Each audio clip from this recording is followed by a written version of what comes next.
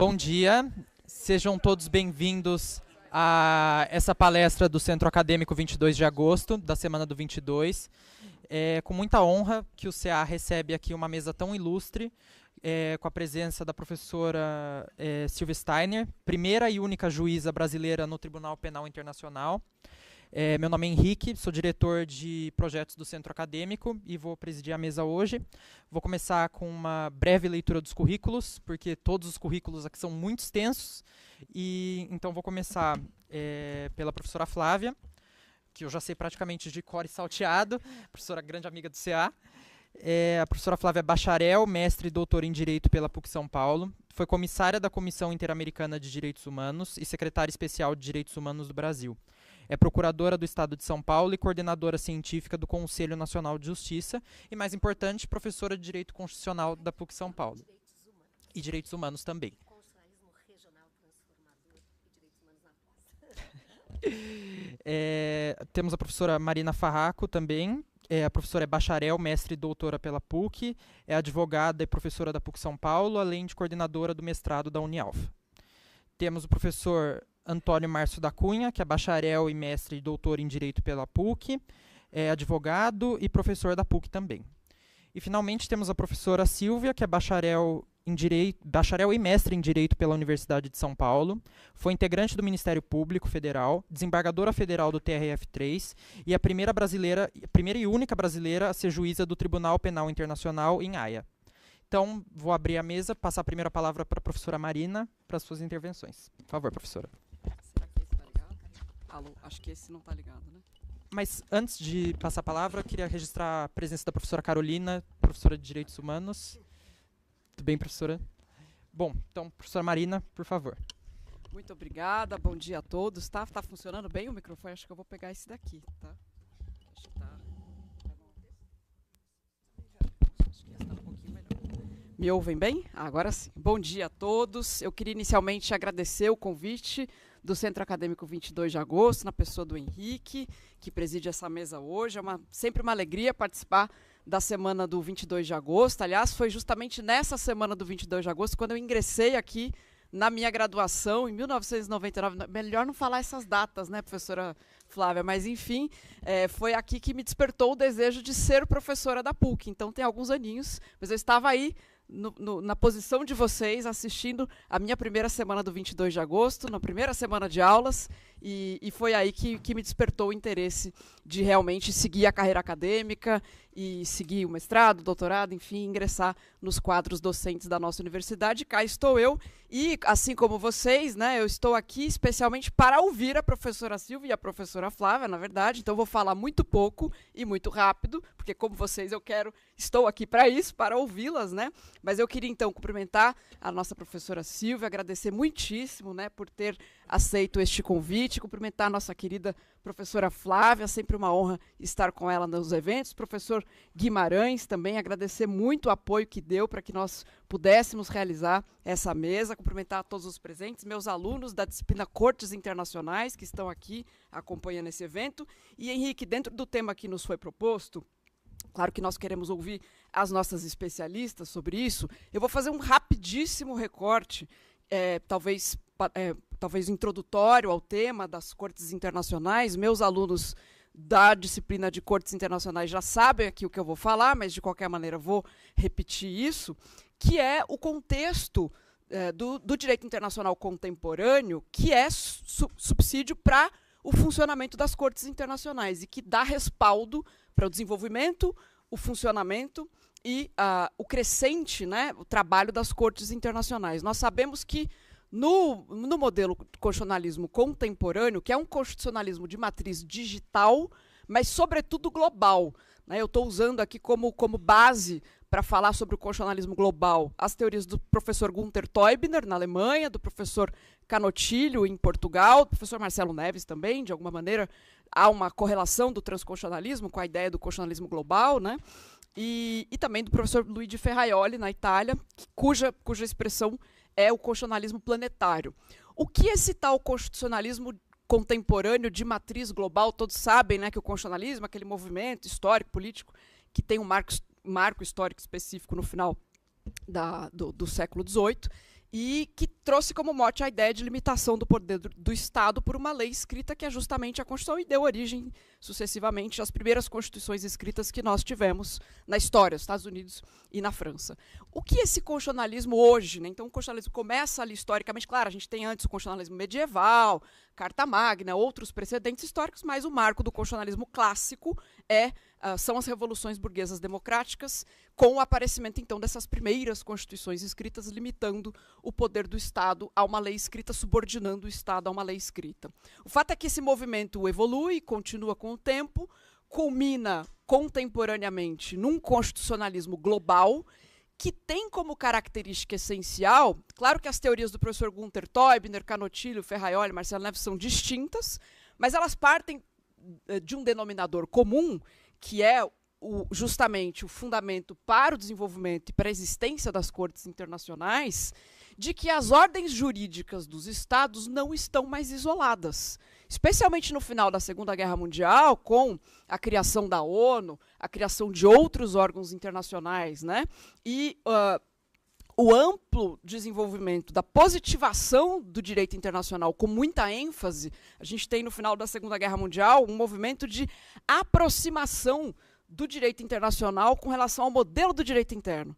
Então, a ampla positivação de normas, né, o estabelecimento de muitos tratados internacionais, a criação de órgãos e cortes internacionais. Então, há uma aproximação, parte da doutrina fala sobre isso, demonstra essa aproximação do direito internacional para ele ficar um pouco mais parecido com a sistemática e o modelo do direito interno.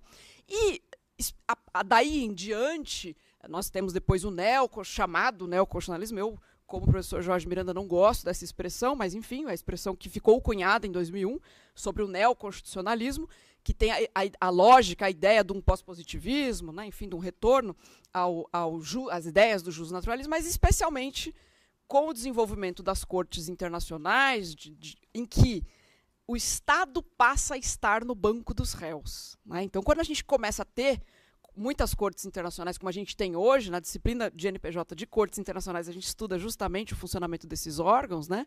A gente passa, e esse é o grande, vamos dizer assim, diferencial do momento do constitucionalismo global que a gente vive. A gente passa a ter o Estado no banco dos réus. A professora Jânia Saldanha fala muito sobre isso nas suas pesquisas, num artigo específico, ela fala, veja, o Estado agora é réu, e ele pode ser condenado por um juiz, que é um ser humano.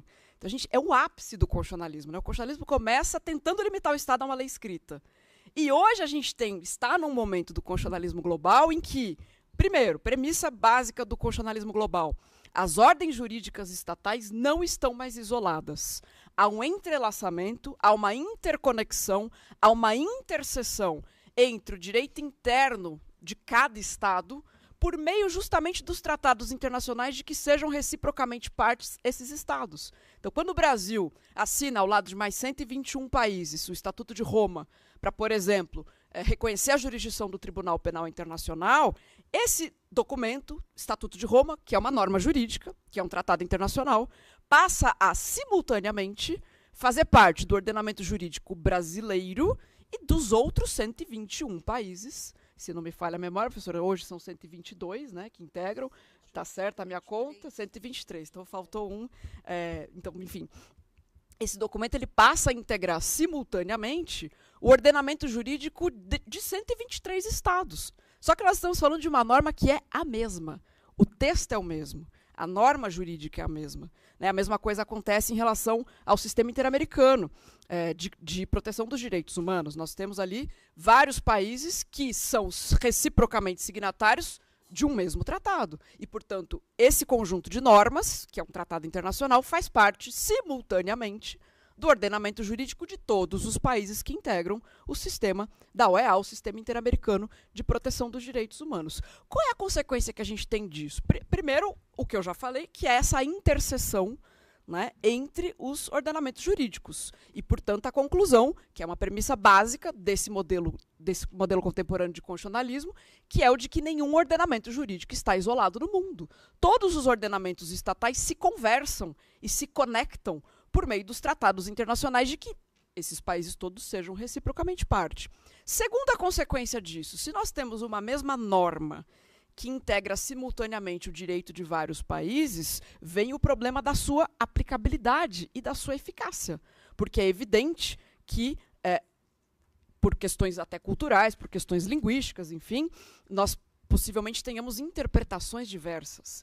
E, para garantir a eficácia dessas normas, é importante que tenhamos uma interpretação minimamente unívoca, um denominador comum, uma gramática, não é, professora Flávia, dos direitos humanos. E daí é que vem o papel de muitas das cortes, especialmente as que se voltam à proteção dos direitos humanos, como é o caso da Corte Interamericana de Direitos Humanos, da Corte Africana de Direitos dos Povos, da Corte Europeia de Direitos Humanos, que é o de unificar a interpretação, né, das normas que compõem aquele tratado. E, ao fazer isso, determina a todos os países membros a observância daquilo que foi definido como conteúdo jurídico daquele texto, ou seja, aquilo que foi definido como norma.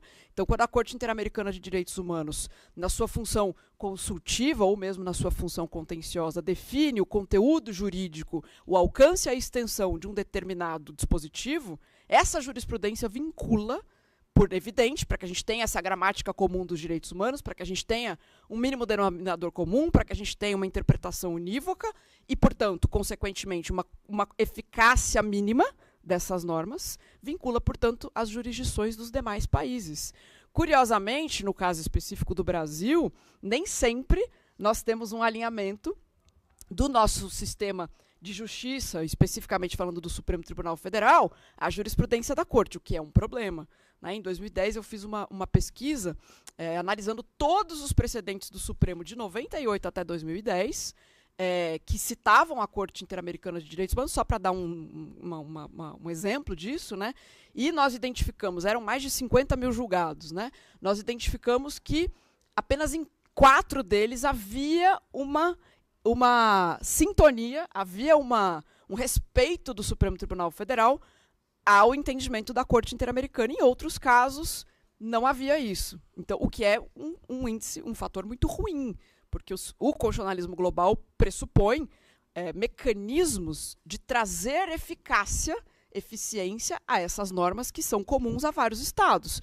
Que mecanismos poderiam ser esses de trazer mais eficácia, de fazer com que essas normas realmente sejam cumpridas e observadas por todos os países? O próprio funcionamento das cortes internacionais é um mecanismo. Então, quando o Estado está submetido à jurisdição de uma corte e ele respeita a jurisprudência daquela corte, quando é condenado, ele cumpre a decisão daquela corte. Isso é um fator de trazer eficácia aos tratados que são comuns a esses países.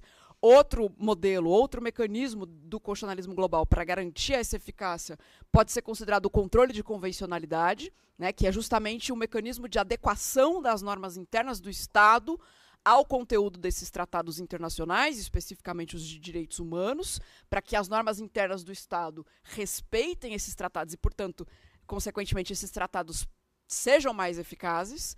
E, numa outra perspectiva, também o funcionamento das cortes internacionais, condenando os países que eventualmente descumprirem as regras que eles mesmos, soberano e voluntariamente, pactuaram. Então, se um Estado, soberano e voluntariamente, né, pensando numa teoria voluntarista do direito internacional, que é a que prevalece, pelo menos no mundo jurídico, opta por fazer parte de um tratado internacional, reconhece a jurisdição de uma determinada corte internacional, o natural que se espera, no modelo cooperativo que é próprio e inerente ao direito internacional, é que aquele Estado cumpra as decisões da corte. Inclusive as que ele nem for parte, para seguir o entendimento e a posição que foi fixada pela corte. Essa é a lógica do sistema. Porque senão nós vamos ter um monte de normas internacionais que vinculam simultaneamente vários estados, mas cada estado cumpre do jeito que quer ou não cumpre e não sofre nenhuma consequência. A grande questão é a eficácia, a execução dessas decisões, né? Porque nós sabemos que é inerente à lógica do direito internacional a ausência de mecanismos de enforcement e, portanto, o cumprimento das decisões, não que ele não funcione ou não que ele não tenha sanções, mas a gente depende da cooperação dos estados, né? Por exemplo, a gente estava conversando agora, né, professora Silvia, da questão da prisão do Putin. Tem lá uma ordem do Tribunal Penal Internacional, já há alguns meses, pedindo a entrega do presidente Vladimir Putin, da Rússia, para que ele responda a um processo, né, responsabilizando-se em razão dos ataques à Ucrânia, da invasão à Ucrânia, da guerra à Ucrânia, e até o momento ele não foi entregue e, portanto, o processo no TPI não pode ter início. Enquanto ele não for entregue, o processo simplesmente não tem início. Também estávamos falando juntas ali do caso do Omar Bashir, ex-presidente do Sudão. A ordem de prisão dele é de 2010, né, professora? É muito antiga. E ele até hoje não foi entregue para o TPI para poder responder. Ou seja, depende-se nesse modelo contemporâneo de constitucionalismo global muito da, entre aspas, boa vontade, da cooperação dos Estados para que realmente essas normas sejam efetivamente cumpridas. Isso é do modelo, isso é inerente ao sistema, porque estamos falando de Estados que são igualmente soberanos, entre aspas, né, porque na prática a gente sabe que não é assim. O Bull nos fala muito sobre a anarquia do modelo internacional, mas enfim, na prática tem 5 países que detêm, né, o poder de veto no Conselho de Segurança, mas em tese, soberanamente, estamos falando de Estados que são igualmente soberanos, relacionando-se entre si. E, portanto, nesse contexto, e só para finalizar, Henrique, nos 15 minutos que eu me propus aqui, para que a gente possa ouvir as nossas queridas professoras, o que nós temos aqui como paradigma desse modelo contemporâneo, acho que isso que é importante como uma introdução ao tema das cortes internacionais, é sabermos que o fato de os Estados estarem agora no banco dos réus, né, e poderem ser condenados e, eventualmente, embora não se tenha um mecanismo propriamente de executar essa decisão, né, não dá para a Corte Interamericana entrar aqui no Brasil, prender o presidente, bloquear a conta bancária para que se pague as indenizações, mas existem meios que são inerentes ao direito internacional, políticos, diplomáticos, de fazer com que essa decisão seja cumprida. E nos dias de hoje, mais ainda, em que a política internacional muitas vezes é feita pelo Twitter, né, professora Silvia? Então, assim, a gente tem o constitucionalismo digital, né, fazendo com que os Estados estejam cada vez mais próximos. E a dinâmica das relações internacionais, né, nós temos aqui pessoas formadas, meus ex-alunos de relações internacionais que podem confirmar isso, ela é hoje muito mais célere, por conta justamente de estarmos no modelo de constitucionalismo digital e global.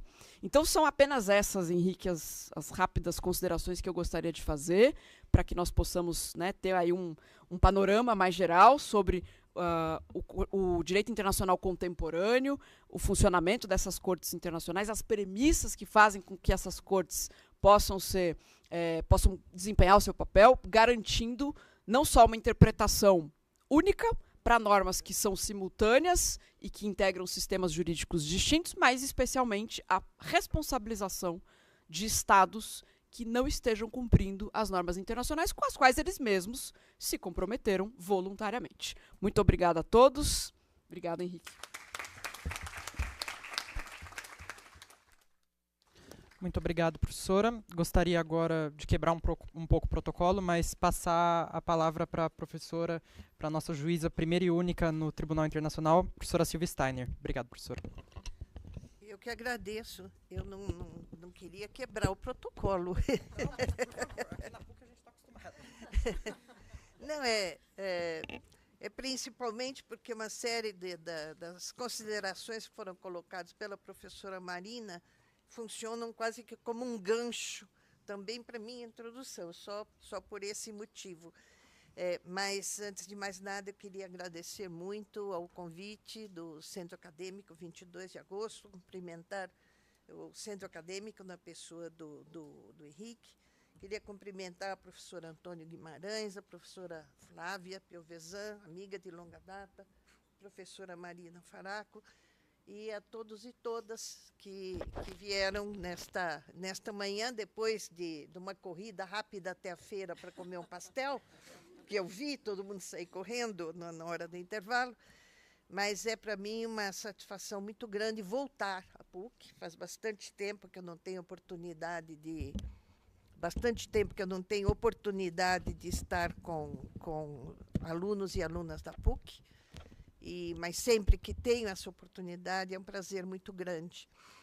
E também pretendo falar muito brevemente, porque eu comentava quando cheguei que muitas vezes alguém convidado a dar uma palestra prepara algumas palavras, achando que é do interesse da plateia, mas a plateia está interessada em outras coisas. Então, eu sempre prefiro privilegiar o momento do debate, das perguntas e respostas.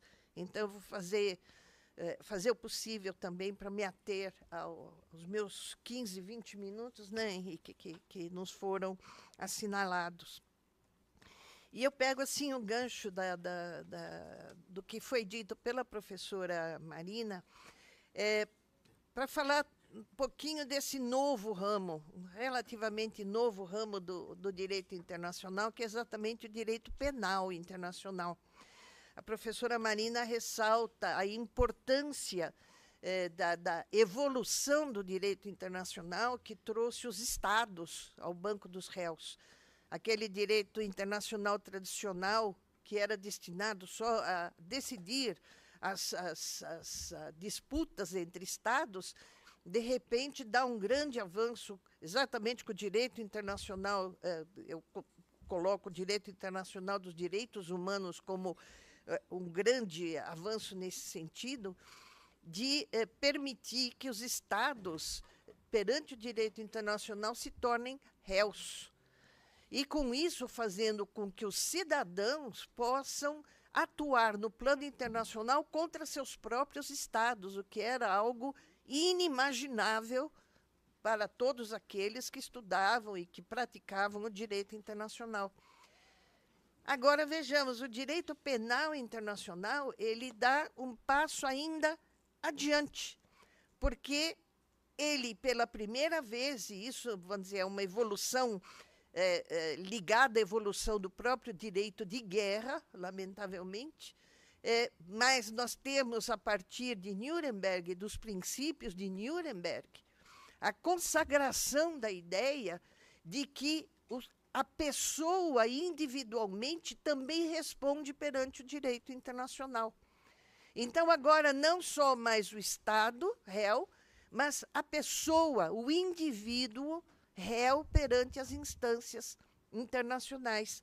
Então, o grande movimento dado, ou esse desdobramento do direito internacional, que é o direito penal internacional, prevendo, e isto está consagrado nos princípios de Nuremberg, primeiro, a ideia da existência de crimes internacionais. Portanto, crimes que afetam a paz e a segurança da comunidade internacional. São os chamados crimes contra a paz. E, em segundo lugar, se a comunidade internacional é vítima de determinadas condutas consideradas criminosas, ela também tem legitimidade para exigir que instâncias internacionais ou internas investiguem, processem e julguem aqueles acusados de cometer os crimes internacionais. Então, vejam bem que vocês têm o privilégio, esta geração tem o privilégio de vivenciar um direito internacional totalmente novo, de uma exigência que não foi algo assim pensado por algumas mentes brilhantes, que um dia se sentaram e falaram, vamos criar um Tribunal Penal Internacional, é uma boa. Não, foi uma lenta evolução histórica, que começa com a evolução do direito internacional humanitário, em meados do século XIX, que começa a demonstrar que determinados grupos de pessoas merecem proteção mesmo em situação de conflitos armados. O direito internacional humanitário, ele é o precursor de todas essas mudanças no direito internacional. E vem exatamente no sentido de demonstrar que pessoas, grupos de pessoas, têm que ser respeitadas pelo direito internacional, não mais só os Estados. Nós tivemos, logo depois da Primeira Guerra Mundial, uma primeira tentativa de estabelecimento de um Tribunal Penal Internacional, o Tribunal de Leipzig, mas por uma série de razões ele não cumpriu seus objetivos.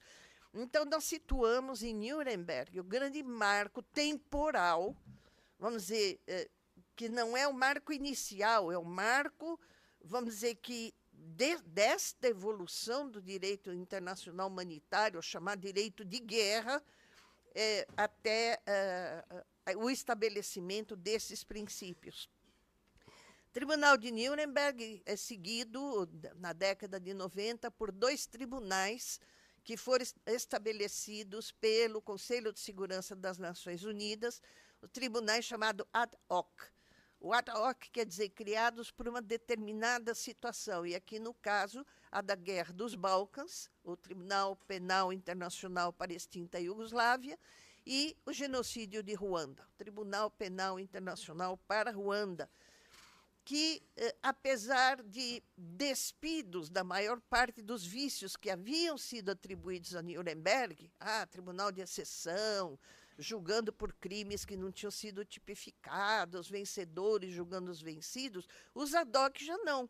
São tribunais criados pela Comunidade das Nações, representada por um órgão da Organização das Nações Unidas, com um elenco de crimes já devidamente tipificado no âmbito do direito internacional, juízes eleitos pela Assembleia Geral das Nações Unidas, portanto, representando as nações, mas ainda com vício. Tribunais criados após os fatos, o que, de acordo com o elenco de direitos fundamentais, o transformavam também em quase tribunais de exceção, na medida que todos os documentos de direitos humanos dizem que as pessoas têm direito a ser julgadas por tribunais competentes, o que pressupõe tribunais que já existiam na época do cometimento dos delitos. E é dentro desse espírito, então, que a Comissão de Direito Internacional das Nações Unidas elabora um projeto de criação do primeiro Tribunal Penal Internacional de caráter permanente, que é o TPI. Em 1998, é convocada uma assembleia para discussão da proposta de criação e, no dia 17 de julho de 98, finalmente é aprovada a criação desse Tribunal Penal Internacional de que nós estamos falando. Professora Marina também se refere a esse caráter ainda voluntarista do direito internacional. Isto afetou, como não poderia deixar de ser, diversas das disposições contidas no Estatuto de Roma, que é o documento fundador do Tribunal Penal Internacional. O direito internacional é baseado na negociação. E imaginem vocês, mais de 120 nações discutindo um texto de um tratado, até que todos chegassem a consenso em relação a determinadas normas. Houve muitas idas e vindas. Mas, então, no final, o Estatuto de Roma contém algumas normas que são contraditórias entre si, contém algumas normas que os juristas, a doutrina repudia, por exemplo, o artigo 16 do Estatuto de Roma, que permite que o Conselho de Segurança das Nações Unidas peça a suspensão de uma investigação ou de um procedimento perante o tribunal. O artigo 98 do Estatuto de Roma, que foi imposto na Assembleia pelos Estados Unidos, dizendo que os Estados devem privilegiar os tratados estabelecidos anteriormente entre Estados no que diz respeito à entrega de pessoas. Enfim, algumas ingerências no Estatuto de Roma, mas, em resumo, por vezes é melhor ter um tribunal, ainda que com imperfeições, do que ter esse vazio no cenário do direito internacional, que é o que existia e existe ainda hoje. Esse caráter voluntarista, por exemplo, determina que só se sujeita à jurisdição do Tribunal Penal Internacional os nacionais daqueles estados que ratificam o Estatuto de Roma, ou de crimes que tenham sido cometidos em território de estados que ratificam o Estatuto de Roma. Então, isto limita tremendamente o poder de ação, a jurisdição mesma do Tribunal Penal Internacional. Nestes casos, a única exceção é a de situações que são remetidas ao tribunal pelo Conselho de Segurança das Nações Unidas. Então, o Conselho de Segurança, de acordo com o capítulo 7º da Carta das Nações Unidas, pode estabelecer tribunais ad hoc, então pode também preferir, em vez de estabelecer um tribunal ad hoc, remeter uma situação para o tribunal. E foi o que fez, tanto no caso do Sudão, quando da crise de Darfur, como no caso da Líbia. Agora, qual é a contrapartida? Nós estamos falando até aqui de direito. Agora, qual é a prática? O Conselho de Segurança remete o caso do Sudão, mas existe norma interna das Nações Unidas que proíbem as Nações Unidas de fornecer qualquer subsídio financeiro para o Tribunal Penal Internacional. Então, o que acontece na prática? O Conselho de Segurança envia um caso para o tribunal e lava as mãos. E o tribunal se vê responsável por um caso de extrema gravidade, como foi o caso do Sudão, e, vamos dizer, tendo que atuar a equipe de investigação da Procuradoria, através de estados vizinhos, gastando os poucos recursos que o tribunal tem para tentar levar adiante uma missão que lhe foi encomendada pelo Conselho de Segurança das Nações Unidas. Então, eu acho que esse é apenas um dos exemplos do que é esse nosso bate-papo de hoje. O que é o direito internacional? Qual é o poder de uma organização internacional ou de um tribunal internacional diante das relações de poder, da geopolítica, das relações internacionais que estão vinculadas não ao direito internacional, mas sim a outros fatores, a fatores outros, externos ao direito internacional. O modelo voluntarista traz vantagens. Por exemplo, ou pelo menos em tese, traz vantagens. Espera-se uma cooperação maior daqueles estados que ratificaram o Estatuto de Roma. Facilita a investigação, sem dúvida nenhuma, porque a investigação ela só progride quando é feita com a cooperação do Estado onde os crimes ocorreram. Permite o maior acesso das vítimas, permite, de uma maneira melhor, a proteção de vítimas, facilita o sistema de reparações. O tribunal tem um sistema de reparações individuais, coletivas e dirigidas a coletividades. Agora, a grande desvantagem do Tribunal Penal Internacional, ele ainda sofre as consequências de viver no plano internacional aquele princípio que foi tão bem desenhado por George Orwell na sua obra Animal Farm, ou Revolução dos Bichos. Todos os estados são iguais, mas uns são mais iguais do que os outros. É simples assim. Então, quando nós temos aqui a Carta das Nações Unidas, que diz expressamente no parágrafo 4º do seu artigo 2º, os membros da organização, em suas relações internacionais, se absterão de recorrer à ameaça ou ao uso da força contra a integridade territorial ou a independência política de qualquer Estado ou de qualquer forma incompatível com os propósitos das Nações Unidas. Isso é o fundamento da Carta das Nações Unidas. E nós vemos situações que são definidas em lei como crimes de agressão, que por muitos é chamado, desde o período da Segunda Guerra, o crime dos crimes, situações ocorrendo em que as Nações Unidas, ou principalmente o seu Conselho de Segurança, nada faz. Por quê?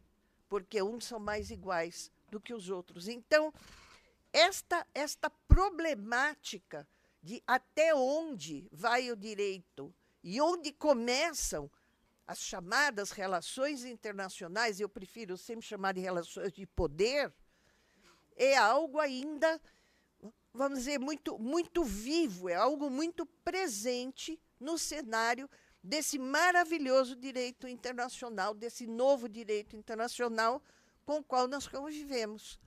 Então, quando eu tenho o meu grupo de estudos na Getúlio Vargas sobre direito penal internacional. Eu começo sempre as minhas primeiras aulas discutindo com os alunos até onde vai o direito penal internacional. Então, eu faço, vamos dizer, para que eles não sintam que estão estudando uma matéria completamente inútil, eu faço uma analogia. Eu digo, bom, vamos pensar no nosso Estado, onde os índices de criminalidade estão sempre crescendo. O que é que nós vamos fazer? Nós vamos abolir o direito penal, revogar o Código Penal, o Código de Processo Penal, vamos acabar com a investigação, com o inquérito policial, não tem mais varas criminais. Essa é a solução? Não é. Não é diferente no campo internacional. Então, ainda há um longo caminho a ser percorrido, mas o que eu posso dizer é que nos seus primeiros 20 anos de atuação, o Tribunal Penal Internacional é um bebê, ainda está engatinhando. O primeiro caso começou em 2006, então ainda não tem 20 anos de efetivo funcionamento. E já conquistou e já avançou muito no estabelecimento de uma jurisprudência robusta, no encaminhamento de ações penais que, se não são muito conhecidas, porque a mídia não dá a menor atenção para um conflito armado na África que mata milhares de pessoas e que devasta vilas inteiras, onde as pessoas são queimadas dentro das suas casas. A mídia não está interessada. A mídia quer saber do conflito da Rússia, quer saber do conflito da Palestina. Mas então o Tribunal Penal Internacional segue na sua vocação, cuidando de casos que, apesar de não serem casos notórios, são casos importantes no sentido de levar as vítimas de conflitos armados, de preencher aquilo que são direitos fundamentais das vítimas, que é o direito de acesso à justiça, o direito à verdade e o direito à reparação. Então, sem dúvida, eu diria, o Tribunal Penal Internacional não é um fim em si mesmo. Ele é uma ferramenta a mais, e uma ferramenta importante nesse processo que se convencionou chamar de justiça de transição. É um instrumento colocado em favor da comunidade internacional para que se realize esse ideal de justiça, para que se chegue à verdade, que para as vítimas dos crimes mais graves, que são aqueles que colocam em risco a paz e a sobrevivência da comunidade internacional, tenham satisfeito o seu direito à reparação, direito reconhecido como direito fundamental pelas Nações Unidas, o direito das vítimas de violações de direitos humanos à reparação. Nós tivemos, em 2010, uma emenda ao Estatuto de Roma, que foi a que introduziu o crime de agressão. O crime de agressão é o crime que, vamos dizer, violação ao parágrafo 4º do artigo 2º da Carta das Nações Unidas, a invasão territorial ou contra a independência política de um Estado. Foi tipificado o crime de agressão, mas saindo fora vamos dizer, do sistema do próprio Estatuto de Roma, com uma previsão de que só poderiam ser acusados do crime os nacionais do Estado agressor. Veja que interessante. Não mais crimes que ocorreram em território do Estado agredido, mas não, exige-se que os autores sejam nacionais do Estado agressor, que, evidentemente, os Estados historicamente agressores não ratificaram a emenda ao Estatuto de Roma. Portanto, o crime de agressão que ocorre e isto não estou tomando partido, eu estou falando como jurista. O crime que ocorreu com a invasão territorial da Ucrânia pela Rússia é um crime de agressão. A situação da Ucrânia foi remetida ao tribunal pela própria Ucrânia e por mais 39 estados, inclusive todos os estados europeus. Então, está sob investigação. 2 mandados de prisão expedidos. Por quê? Prática de crimes de guerra, que são graves, evidentemente, mas o crime de agressão restará impune. Alguma possibilidade de o Conselho de Segurança, que é o órgão de acordo com a Carta das Nações Unidas, que tem a obrigação de tomar todas as medidas que sejam necessárias para manter ou restabelecer a paz. Nós acreditamos que haja alguma possibilidade do Conselho de Segurança das Nações Unidas, no formato em que ele opera atualmente, atuar, como é sua obrigação, uma obrigação delegada pela comunidade internacional, acho muito difícil. Agora, recentemente, foi publicada, professora Flávia, um artigo muito interessante de 2 autores, um ucraniano e um polonês, que estão defendendo no cenário internacional a hipótese de que as funções do Conselho de Segurança são delegadas pela Assembleia Geral.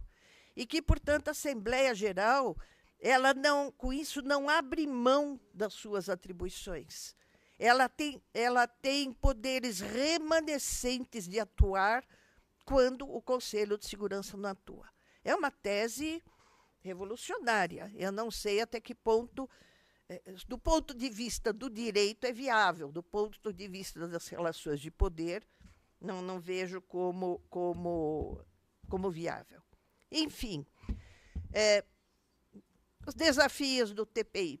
Levar adiante com todas as suas dificuldades as suas tarefas, ainda que nesses casos que geralmente não tem muita visibilidade na mídia.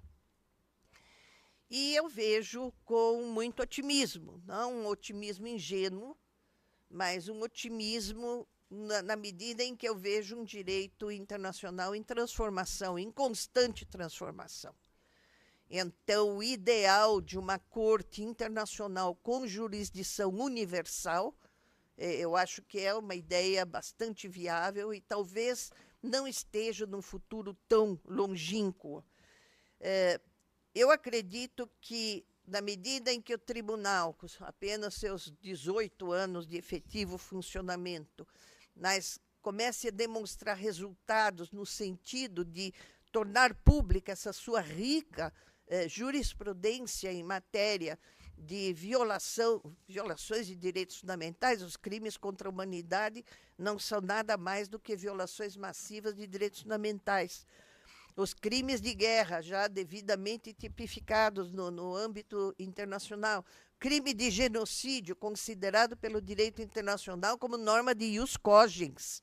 A proibição do genocídio é norma de ius cogens, norma imperativa do direito internacional, independentemente do Estado ter ratificado ou não ter ratificado, aceitar ou não aceitar a Convenção contra o Genocídio, o Estatuto de Roma.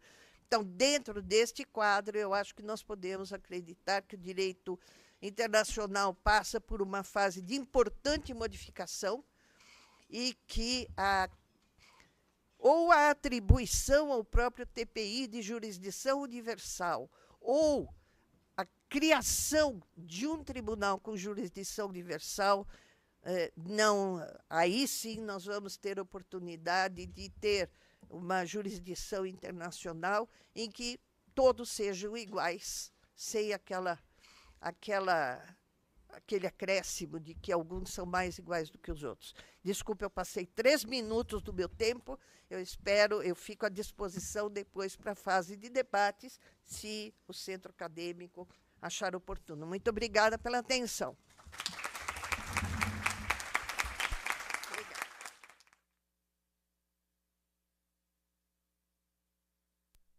Muito obrigado, professora. Passar a palavra agora para a professora Flávia Piovesan. Por favor, professora.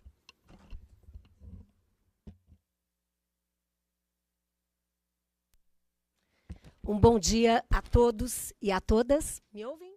Sim? Está aqui a convite do Centro Acadêmico 22 de agosto. Querido Henrique, tenho o orgulho de ser a professora do Henrique em Direito Constitucional e aplaudir a liderança do CA na excelente trajetória, no excelente trabalho. Dizer que essa alegria ainda é maior por estar nesse painel debatendo um tema que nos une, que nos move, que nos apaixona, com a minha querida amiga há décadas, professora Silvia Steiner, que era a minha dupla de tantas conferências antes de ser juíza. Andamos pelo Brasil todo, dividindo, não é, reflexões sobre o direito penal internacional. Quase o jogral, do STJ até Marília, percorremos, nós duas, muitas geografias desse Brasil. Então, Silvia, sempre aprendo muito com a sua entrega à causa da justiça internacional e à causa dos direitos humanos, porque a professora Silvia é uma pessoa histórica na causa, que abraçou como a sua causa de vida a luta por direitos e por justiça e por reparação, onde quer que ela estivesse. Da Comissão Justiça e Paz ao Ministério Público Federal, ao Tribunal Regional Federal e ao Tribunal Penal Internacional. Tive a honra de visitá-la em 2005, quando estava em Oxford escrevendo um livro sobre justiça internacional, quando então havia esse desafio de consolidar o Tribunal Penal Internacional. Também queria deixar o meu abraço muito carinhoso à querida professora Marina Faraco, com quem tenho debatido em várias bancas e projetos e pesquisas, e sempre também aprendo muito, dizer que também me sinto muito feliz em estar ao lado do professor Márcio Guimarães e ver colegas aqui da casa, minha queridíssima amiga, a professora Carolina. Vejo tantos em seu nome, eu abraço tantas amigas, professora Silvia, professor Frederico e outros, e os alunos e alunas. Eu gostaria de iniciar tecendo 3 considerações preliminares para então entrar propriamente na minha intervenção, também no meu período de 20 minutos. Primeiro que eu concordo, vejam, tanto a professora Silvia quanto a professora Marina reconhecem que algo passa no direito internacional, que há uma transformação no direito internacional. Entendo eu, e esse é meu ponto de partida, que há a emergência de um novo paradigma jurídico. E este novo paradigma jurídico se vê impactado por 4 processos. A internacionalização dos direitos humanos, a humanização do direito internacional, a internacionalização do direito constitucional e a constitucionalização do direito internacional. Portanto, algo passa que impacta globalmente as esferas diversas, global, regional e local. Temos um novo direito público. Segundo ponto, este novo paradigma nos convida a uma nova lente, movida pelo sistema jurídico multinível, que é esse sistema entrelaçado, esta rede de ordens jurídicas comunicantes que se retroalimentam. E eu diria, estudar o direito hoje, seja qual for o tema, ambiental, penal, digital, seja qual for o tema, nós temos que enfocar a arena global, regional e local como arenas abertas e permeáveis aos diálogos, aos impactos, às incidências e influências mútuas e recíprocas. E este diálogo se dá à luz de um princípio que é o maior de todos, que é o princípio da dignidade humana, que se traduz numa hermenêutica própria, guiada pelo princípio pró persona. O que importa é salvaguardar a dignidade e é prevenir o sofrimento e a dor humana. Qual é a potência e a impotência do direito em acolher a dor e transformar injustiça em justiça, em transformar desrespeito em respeito, direitos e dignidade. Portanto, eu acho que esta é a vocação maior. E o terceiro ponto que eu trago preliminar é que isto demanda cooperação. Há uma autora chamada Anne-Marie Slaughter que diz: "The future of international law is national law." E eu diria, the future of national law is international law. Ou seja, nós temos cada vez mais esta rede cooperativa, porque temas globais demandam respostas globais, como é o tema penal, como é o tema ambiental, como é o tema dos direitos humanos, como é o tema digital e tantas áreas. E eu concordo com a querida Silvia quando ela diz, há uma justiça imperfeita. O sistema interamericano também carrega as suas imperfeições. Mas creio eu que todos que estamos aqui hoje, neste auditório, entendemos que é melhor o mundo com a ONU do que sem a ONU. É melhor o mundo com o TPI que sem o TPI. Com o sistema interamericano, sem o sistema interamericano. Mas nós reconhecemos que há imperfeições e reconhecemos que é um processo gradativo, passo a passo, com luzes e sombras, vamos consolidando. E me emociona, inclusive, querida Silvia, lembrar o aniversário do TPI, quase alcançando a sua maturidade, mais 18 anos, historicamente, é pouco. Sistema interamericano, a Corte Interamericana, a primeira sentença condenatória que proferiu foi o caso Velázquez Rodrigues, em 1989. Portanto, estamos semeando esta justiça internacional. Professora Silvia diz, sou uma otimista. Eu acho que todos que estamos aqui, porque entendemos que a causa dos direitos humanos importa, somos esperançosos e esperançosas. Porque o alimento, o oxigênio da luta por direitos é a esperança. Não uma esperança naiva, ingênua, mas informada e que nos clama para uma ação emancipatória.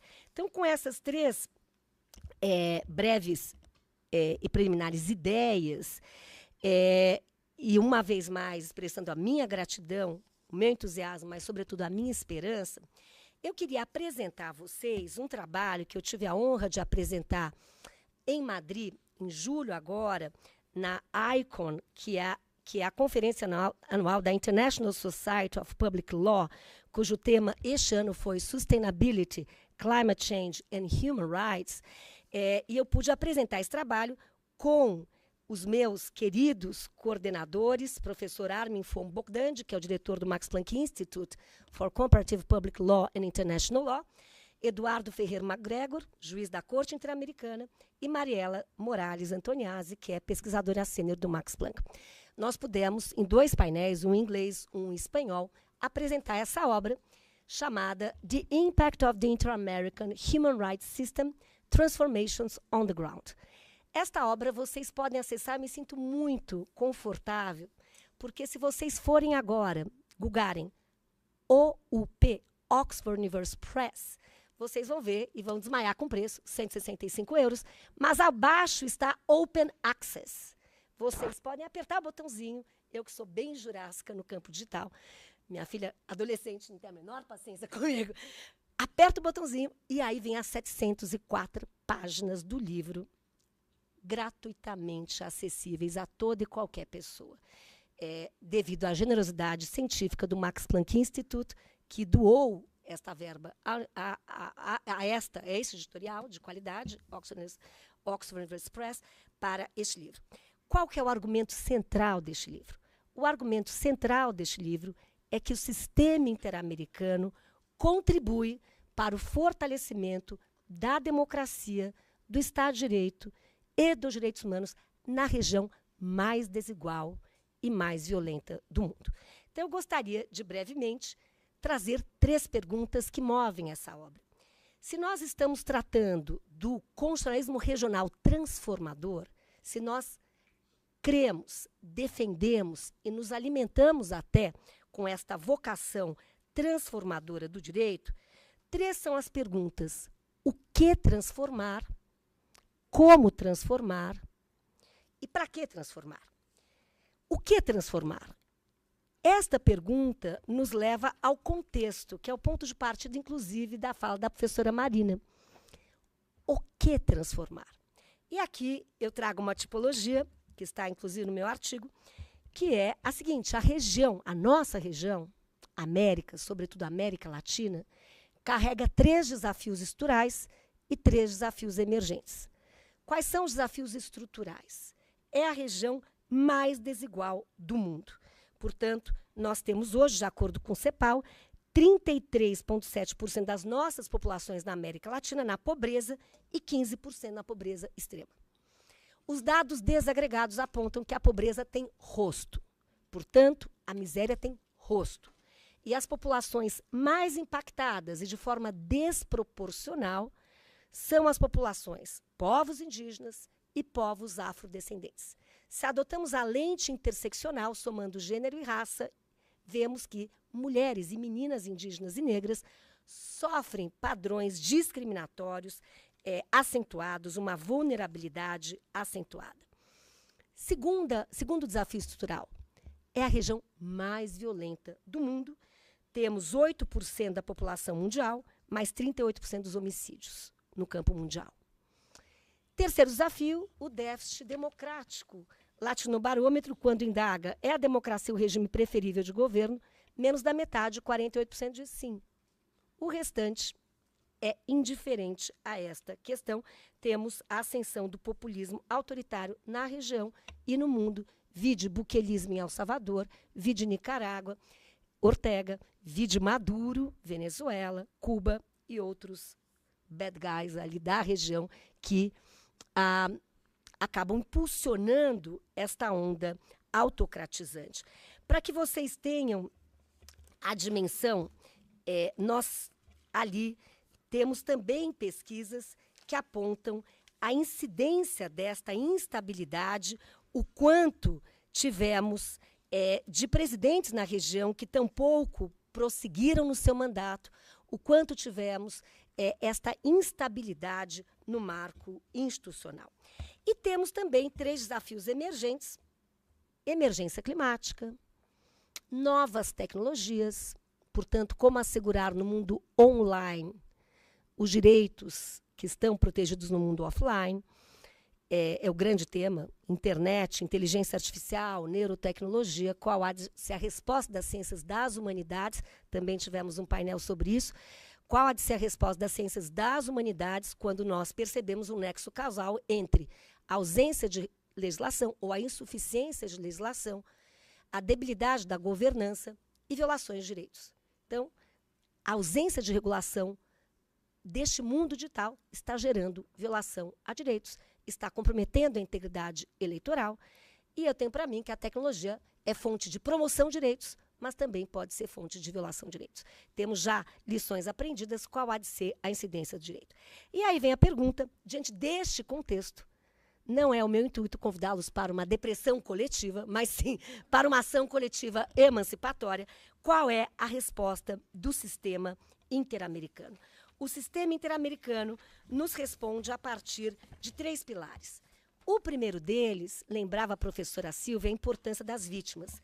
Portanto, a racionalidade do sistema interamericano é a centralidade das vítimas, o victim-centric approach. Segundo, nós temos uma jurisprudência, a professora Silvia trazia a jurisprudência do TPI, que está sendo cada vez mais consolidada. Nós temos uma jurisprudência interamericana, um corpus juri interamericano, que salva e salvou vidas, que contribuiu muitíssimo para o colapso dos regimes ditatoriais na nossa região, que contribuiu para impulsionar a justiça de transição. Verdade, justiça, memória e reparação e reformas institucionais, que contribuiu para consolidar o Estado de Direito com estándares sobre independência judicial, por exemplo, e que contribui para proteger os mais vulneráveis. Raising voice of the voiceless, dando voz àqueles que têm pouca voz, dando visibilidade aos mais invisíveis e lidando com novos temas. E o terceiro ponto é a ideia da reparação integral. Se eu indagasse a vocês, eu tive um evento há uma semana atrás, em Brasília, muito tocante, a jornada da Lei Maria da Penha. Estava a Maria da Penha, eu tive a honra de litigar com a professora Silvia Pimentel, desta casa, minha querida professora, de quem sou discípula, professora Silvia Pimentel. Estávamos no CLADEM, Comitê Latino-Americano e do Caribe para a Defesa das Mulheres, CEGIL, Center for Justice International Law, e a Maria da Penha. Levamos o caso. Há 22 anos atrás, estava eu em Washington litigando o caso na audiência pública da Comissão Interamericana. A pergunta que eu lhes faço é: o que é justiça num caso de feminicídio? O que é justiça em um caso de desaparecimento forçado? Se vocês fossem juízas e juízes da Corte Interamericana, o que é justiça num caso de tortura? É condenar o Estado no banco dos réus, para usar a expressão da querida professora Marina, é condenar o Estado a pagar um montante e a vida segue? Ou há uma audácia, ou há uma ambição de que a justiça seja feita de maneira holística e integral? O sistema interamericano é muito ousado, audacioso e assume riscos, vários, porque acolhe essa ideia da reparação integral. Portanto, a reparação integral integra 6 componentes. Medidas de compensação financeira, sim. Medidas de combate à impunidade. Medidas simbólicas, como o que o ministro Barroso fez há 2 semanas, quando o Estado pede desculpas à vítima. Não sai 1 centavo do orçamento do Estado. Vocês não têm ideia o que para a vítima e seus familiares significa um pedido de desculpas. Ou o que ocorreu no final de julho, quando o Estado brasileiro pediu desculpas à família da vítima, Gabriel Salles Pimenta. Tenho a honra no CNJ de coordenar esse grupo de trabalho, por determinação da ministra Rosa, e cumprindo um ponto resolutivo deste caso, um defensor de direitos humanos, que foi executado. O Estado brasileiro pede desculpas. Além disso, medidas de restituição, estamos lidando com isso no CNJ, com as vítimas do caso da favela Nova Brasília, em que houve execução sumária com 26 vítimas, houve abuso sexual, estupro de meninas, e estamos lutando para o tema da saúde mental, apoio psiquiátrico, em suma. Além disso, medidas de restituição quando possível, e eu grifo garantias de não repetição. A pergunta é, e o sistema interamericano faz essa pergunta, quais são as transformações estruturais no campo de políticas públicas e marcos normativos para que isso não se repita, para que não tenhamos novas Marias da Penha, para que não tenhamos mais casos de tortura? Como transformar essa paisagem? Então, vejam, a Comissão Interamericana, quando reconhece a responsabilidade internacional do Estado brasileiro por violar a Convenção Americana, demanda do Estado o pagamento de uma indenização, combate à impunidade e demanda ao Estado adequar a sua ordem jurídica à luz dos parâmetros convencionais interamericanos, porque havia um vazio, não havia uma legislação adequada para proteger o nosso direito, nós mulheres, a uma vida livre de violência.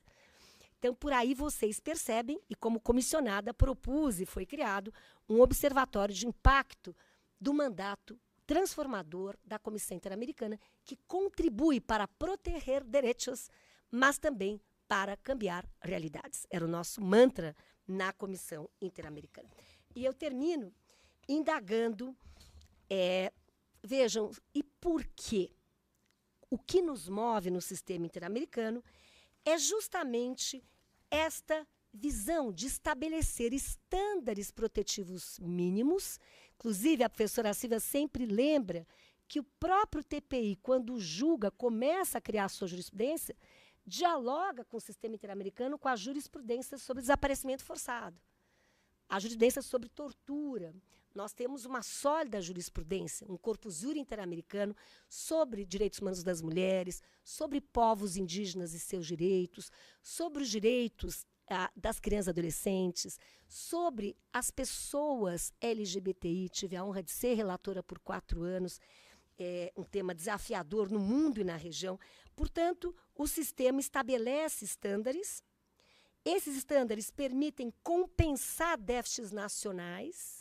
Portanto, vejam, o caso Maria da Penha é um caso emblemático, é um case study, porque o movimento de mulheres se articula, demanda uma resposta do sistema interamericano que lhe oferece, acolhe a demanda, e com este ganho no sistema interamericano, o movimento de mulheres se empodera para empurrar e impulsionar essa agenda no âmbito local. E aí a Lei Maria da Penha foi aprovada, mas a luta por direitos é incessante. As lutas são incessantes. Cada ponto de chegada é um novo ponto de partida. E aí as lutas se somam. Portanto, esta é a lógica: estabelecer estándares mínimos, compensando déficits nacionais e fortalecendo os atores sociais na luta por direitos e por justiça. Há uma expressão que eu trago aqui da juíza, que foi presidente da Corte Europeia, foi muito emocionante em Madrid, no ICON, porque estavam, e eu participei de 2 painéis, em que estavam as 3 juízas que, naquele momento, presidiam as cortes regionais. A Corte Regional Interamericana, juíza Nancy Fernandes, a Corte Regional Europeia e a Corte Africana. E eu pude formular essa questão. Como é que elas veem esse impacto? Qual que é a importância? Voltando à questão da Sílvia, uma questão que eu diria central, qual que é a importância da justiça internacional? Ou seja, no que importa? Qual é a diferença que faz? Qual é o impacto? E a juíza, presidente da Corte Europeia, disse uma palavra que eu trago aqui. O nosso papel é trazer oxigênio aos Estados. E esse oxigênio vai permitir transformações internas. Então, eu termino, também alcançados 10 segundos do meu tempo, que eu me impus, 20 minutos, eu termino com esta experiência, diria eu, que é a experiência de avaliar qual pode ser o potencial transformador do direito internacional ou doméstico, à luz do sistema multinível, para permitir que o sofrimento humano possa ser acolhido e possa converter em dignidade, respeito e justiça. Muito obrigada.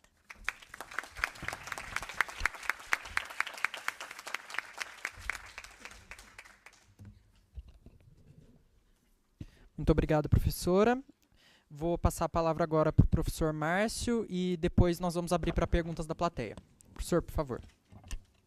Alô? Alô?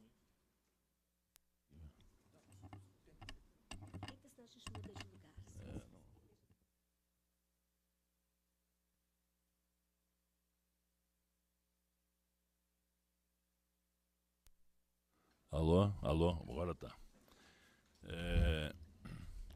Bom dia a todos.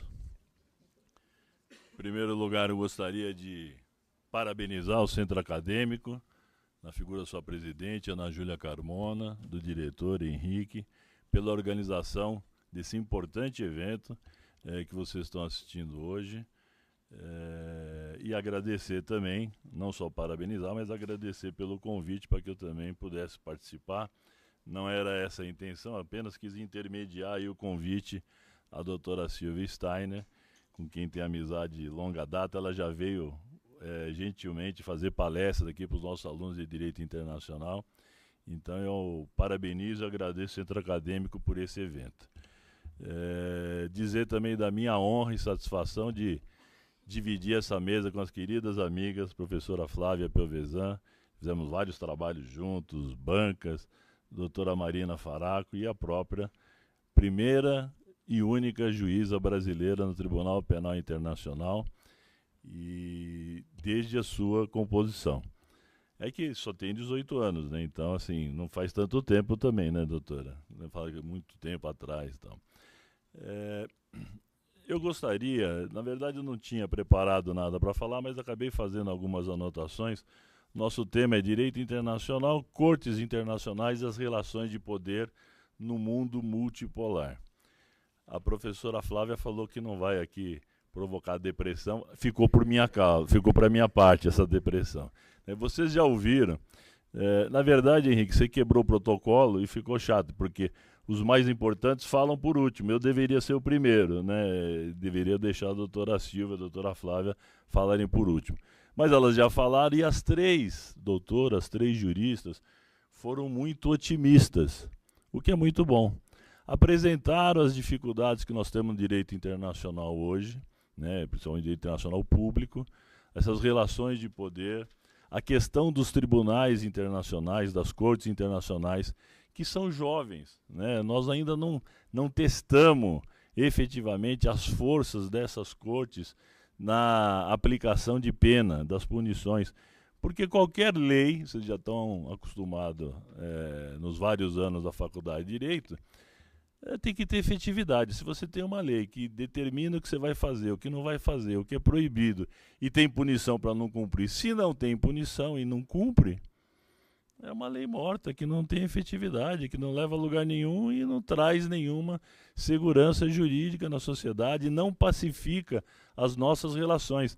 A norma ela tem que ser cumprida, se não for cumprida tem que ter sanção.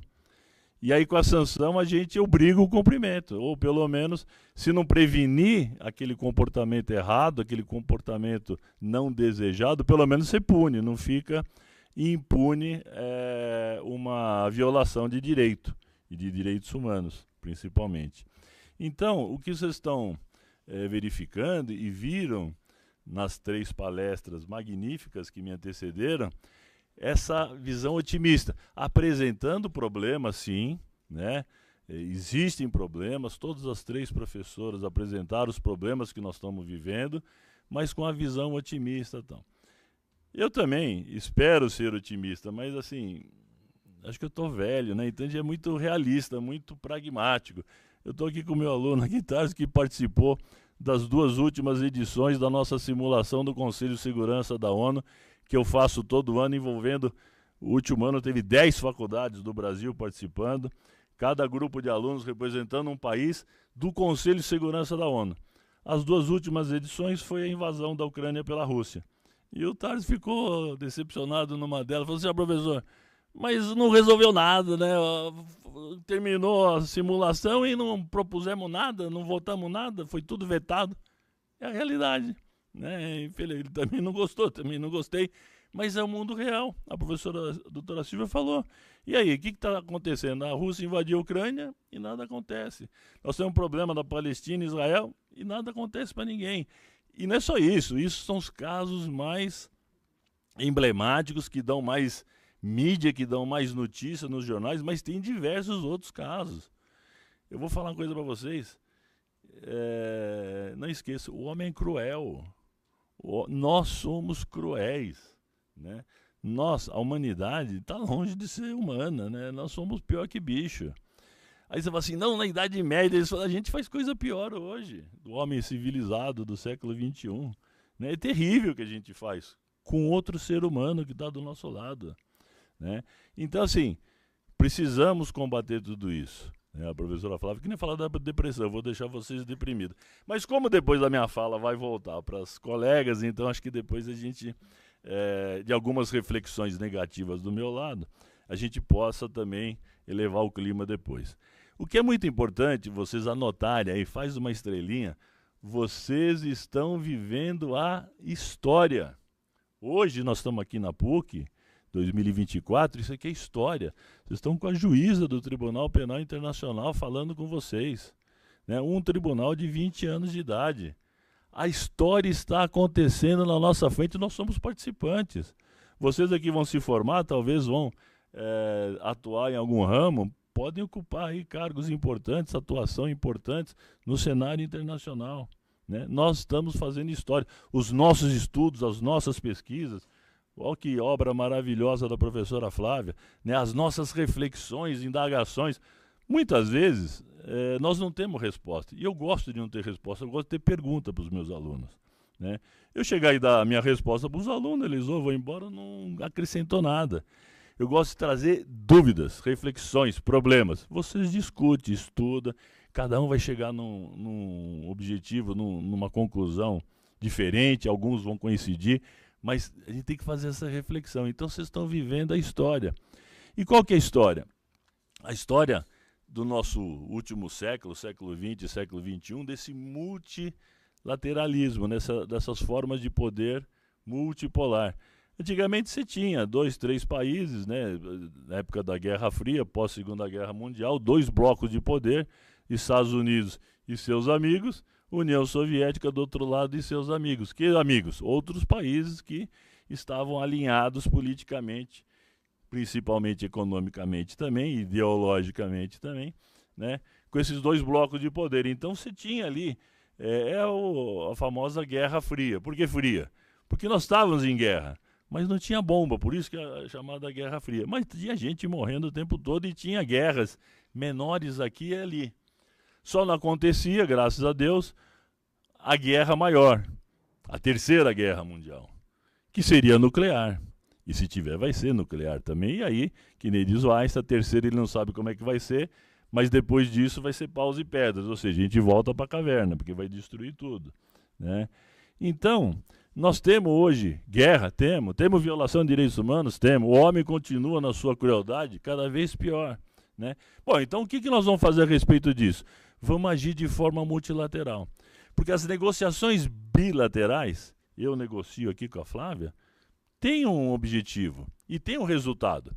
Olha, vamos incrementar o nosso comércio, a transferência aqui de tecnologia, algum tipo de cooperação energética, científica, de movimentação de pessoas, de bens e mercadorias. Ótimo, você vai fazendo relações, entabulando e negociando com países um a um. Mas são 200, né, arredondando, são 200 países, é difícil. Então vamos criar relações multilaterais. Em vez de um a um, junta lá 10 países, vão fazer uma negociação de 10 países, de 20 países, de 30 países, e começa a surgir, né, os tratados multilaterais, né, as organizações internacionais que acolhem esses tratados e essas negociações multilaterais. Qual a vantagem disso? Se a gente juntar todo mundo, né, 50, 100 países, talvez a gente possa bater lá na porta dos Estados Unidos e chegar lá sozinho é uma coisa, chegar lá com mais 50 amigos é outra disputa de poder, talvez mais equilibrada, né? Vocês entendem bem isso no Código Consumidor. Você tem o hipossuficiente, eu vou negociar com os Estados Unidos e falar assim, é assim, quer, não quer, não quer. Não tem muita negociação. Agora eu chego lá, com mais 10, 20 países, eu chego com um bloco econômico e falo assim, olha, temos essa negociação aqui, vamos negociar. Então você consegue equilibrar um pouco mais as relações de poder, tá? Tudo bem. Em que campo, né? Até anotei aqui as questões que o pessoal fala muito. No comércio, no meio ambiente, né? E na área penal, os tribunais internacionais, essas disputas entre países e disputas de guerra, de violação de direitos humanos, de genocídio, como já falaram muito bem as que me antecederam. No comércio internacional, mesmo as relações multilaterais, vocês veem os impasses nas negociações. Por quê? Porque quem tem mais poder econômico dita as regras. Mas não é bem assim, mas ele dita as regras. Mas às vezes tem país lá que é fraquinho, pobrezinho, e está votando com outro grandão. É lógico, porque está recebendo dinheiro, está recebendo apoio, e se não votar comigo, está fora, né? Faz parte ainda daquela esfera de poder. E isso de todos os países. No mundo hoje, já não é mais o bipartidarismo, né? Estados Unidos, União Soviética, sucedida pela Rússia depois, hoje você tem China, você tem o bloco da União Europeia que... O que os europeus entenderam? Que França, Itália, Espanha, Portugal são países pequenos individualmente. Alemanha, Bélgica. Mas se a gente se unir, fazer o bloco europeu, bom, são 800 milhões de habitantes e tem um poder econômico, já dá para brigar com os Estados Unidos e China. Então você equilibra um pouco mais as forças multilaterais, né? Mas ainda nós temos um problema no meio ambiente, né? Só para citar mais um outro ponto de intersecção. No meio ambiente, você tem acordos internacionais para a proteção do meio ambiente e o futuro das nossas crianças, né? Nós já morremos, mas nossos filhos, nossos netos vão herdar a terra. E que terra nós vamos deixar para eles? Né? A terra é destruída. Não, então vamos proteger. Mas aí alguns países falam assim, não, mas... para proteger aí o que vocês estão querendo, legal, bacana, mas eu tenho que diminuir a minha atividade econômica. Isso significa menos dinheiro. Não quero, obrigado. Eu tenho que botar filtro, tenho que botar isso, tenho que botar aquilo. Não, mas isso custa caro. Não quero. Então o que acontece? O poder econômico fala muito alto, é muito forte. Vamos pegar o caso da Rússia invadindo a Ucrânia. A doutora Silvia falou muito bem aqui, já vimos nas nossas simulações. Tem crime lá? Tem um monte de crime, faz a lista, né? De crimes que existem, crimes internacionais, crimes contra a humanidade, genocídio, agressão, tudo de errado tem lá, né? Destruição de patrimônio, destruição de vidas, estupro de mulheres. Não dá para, é muita crueldade, como eu disse, do ser humano. Então vamos invadir a Rússia. E por que não invadimos a Rússia ainda? Por que nós não unimos os países, faz uma força de paz da ONU, né, capacete azul, a gente vai lá e dá uma surra na Rússia? Não é bem assim. Os cara têm arma nuclear ainda, muitas armas nucleares. E não há, você vai brigar, só pode brigar assim, soco, tapa, tal, não pode cuspir, não pode morder a orelha. Na hora que eu tô perdendo, eu puxo a faca e te dou uma facada. Né? E na hora que você vê que eu puxei a faca, você puxa o revólver. Então, assim, numa guerra, você sabe como começa, mas não sabe como termina. Se em determinado momento vamos fazer uma guerra convencional com a Rússia, fazendo, tá bom, vamos para a guerra convencional. Na hora que ela estiver perdendo, ela aperta o botão e explode meia dúzia de capitais pelo mundo todo, inclusive as nossas, né? A guerra mundial, aí o outro lado fala, bom, não pode deixar barato, também explode, acabou o planeta. A gente não sabe até que ponto os fatos vão se desenrolar.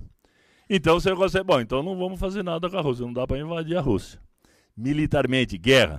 Então vamos fazer o seguinte, vamos fazer sanções econômicas, então.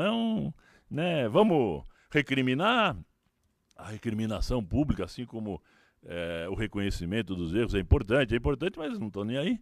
Né? Se já fizeram o pior, que é invadir e matar, você acha que eles estão preocupados que foram recriminados pela opinião pública mundial? Não estão nem aí. Né? Mas vamos fazer, então, uma intervenção econômica lá. Aí espera um pouquinho. Mas eu preciso comprar fertilizante deles, o meu agronegócio precisa de fertilizante, eu dependo quase que totalmente dos fertilizantes da Rússia. Então, assim, Rússia, você é malvadão, mas continua vendendo fertilizante para nós. E a Europa precisa de quê? De petróleo e gasolina e gás dos russos. Meu filho mora em Londres, está caríssima a energia em Londres, né? Subiu muito, e aí sobe a energia, sobe tudo, né? Porque tudo depende da energia, qualquer bem de consumo que você vai produzir depende da energia. Então, veja bem, nós temos um problema aqui, nessas relações multilaterais, que é o exercício do poder, né? Tem um ditado, né? Quem pode manda, quem não pode obedece, né? Quem é esperto obedece. E, infelizmente, nós temos isso. Enquanto tiver países que têm mais força, e muito mais força do que outros, é difícil de você colocar esses países no banco dos réus. Né? Nós conversávamos antes na sala dos professores. O Putin, tá bom, no Conselho de Segurança que nós fizemos, trouxemos aqui o cônsul honorário da Ucrânia. Ele falou assim, professor Guimarães, essa guerra só termina no dia que o Putin morrer. Né? E ele não vai se afastar do cargo, porque ele não vai largar o cargo nunca, ele vai ter que ser morto. Os comparsas dele tem que matar ele para acabar com a guerra, não tem outra saída. O Putin não vai chegar e falar assim, não, tá bom, chega, agora vamos voltar e tal. Não, tem que morrer, não tem outra solução. Né? E vamos levar ele para o banco dos réus, vamos julgá-lo? Não vai julgar. Né? Não tem possibilidade material disso. Nós temos sim objetivo, nós temos esse ideal, nós somos otimistas que um dia isso funcione como deve funcionar. Por enquanto, nós estamos vendo aqui a história. Nós e vocês são responsáveis para dar andamento nisso, para um dia isso funcionar. Funcionar como deve. Está funcionando? Está funcionando. Está funcionando em países de menor poder, em bandidos de segundo escalão, tal. Mas os grandes vilões aí da humanidade, nós não temos força ainda para colocá-los sob julgamento. Eles nem aceitam a jurisdição do tribunal. Vamos voltar em Nuremberg pós-Segunda Guerra Mundial. Você cria lá o Tribunal de Nuremberg, crimes de guerra horrorosos contra a população, contra várias populações de vários países, contra os judeus, massacres, genocídio. Quer dizer, não é uma lista interminável. Aí você julga todo mundo lá, né, condena. Aí eu pergunto para vocês, Hiroshima e Nagasaki? 2 bombas atômicas em cidades, matando população civil. Os caras não destruíram instalações militares, eles jogaram a bomba em cima de uma cidade. Mataram população civil. Não é crime de guerra? Alguém quis chamar lá os americanos responsáveis pelos massacres de Hiroshima e Nagasaki para ser responsabilizado? Né? Os americanos têm uma tese que eles falam assim, não, nós matamos 100 mil pessoas aqui, 100 mil pessoas ali, mas a guerra acabou e economizamos, ia morrer mais 2 milhões de pessoas. Né? A guerra tem esse lado interessante, né? Quando morre uma pessoa na família, é uma tragédia. Meu filho morreu meu pai, morreu não sei quem, é uma tragédia. Mas quando morre 1.000 pessoas numa guerra, 10 mil, vira Estatística. Né? Estatística. Morreu 200 mil, mas economizamos 2 milhões de vidas que acabou a guerra. Cálculo matemático, quer dizer, a que ponto a gente chega? Não devia ter esse tipo de percepção, né? Então, julgamos os Estados Unidos? Não. Os Estados Unidos ganhou a guerra, acabou com os nazistas, acabou com aquele horror, tudo bem. Os fins justificam os meios? Nunca. Né? Se a gente começar a falar assim, não, foi por uma boa causa, mas né, tem muitas boas causas. E aí? A gente vai fazer coisa errada para atingir uma finalidade boa? Acho que não é por aí. Mas, professor, fazer as coisas boas para atingir finalidade boa demora. Demora, é história. A gente vai construindo. A gente vai construindo pedra a pedra. Né? Esse edifício é complicado. Então, nós temos ainda a questão de poder no mundo, exercício de poder, né, que impede ou dificulta a efetividade das cortes internacionais. Né? Ela poder ser efetiva e fazer cumprir o seu papel que ela foi criada, que é, num primeiro momento, tentar evitar, já que tem a norma, vocês vão ser presos, vai ser julgado, condenado, tal, então não faça. É uma solução prévia. Mas se você fizer, vai acontecer a punição. E efetivo, agora você fala assim, não, mas não vai acontecer nada. Se tiver certeza da impunidade, a gente no Brasil fala muito, não, a criminalidade alta precisava... As leis mais rigorosas. Tem bandido na cadeia aí, condenado a 130 anos, 200 anos, matou, foi somando pena. O cara não vai ver, se ele reencarnar, quem acredita em reencarnação, ele tem que voltar umas 3, 4 vezes para ir continuar preso, para cumprir tudo, não dá. E aí no Japão você tem um índice de efetividade, e o cara sabe que vai ser preso, 90%, 80%, o índice é altíssimo. O japonês sabe que se fizer alguma coisa errada, tem punição. É efetiva. Aqui vamos aumentar a pena, vamos aumentar... Não é, precisamos dar cumprimento àquilo que já existe. E no direito internacional, a mesma coisa. A gente precisa fazer isso acontecer.